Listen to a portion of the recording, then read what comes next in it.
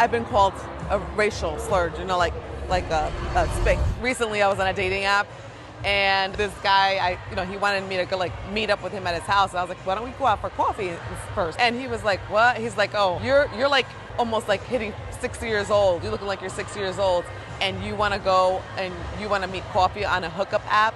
And I was like taken aback, like, wow. Like, then I started like thinking about myself, like, how do I look? I'm 47, okay? So I'm like, do I look like like I'm getting like old, and then I see like the bottom of my eyes, you start questioning yourself, But I'm like, no, I'm always thinking about how I look, if I'm being, judged or something. Yeah. And I think it's deeper than just how I'm look. It's more like my ethnicity, you know what I mean? Because when I was younger, they would be like, oh, I've been called a racial, like, slur, like a spick, at third grade.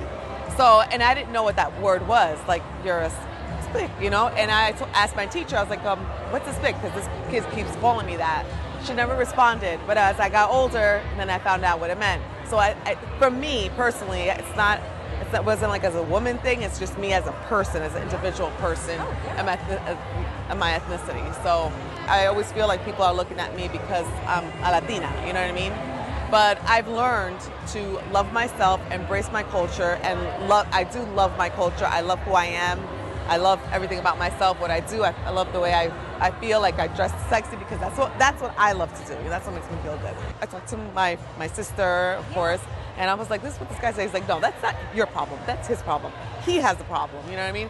I'm like, okay, I was like, no. And then it gets in your head. Like, you think about it like, for a whole day, literally, But no, that's, I'm beautiful. I know I'm beautiful. I know I'm sexy too,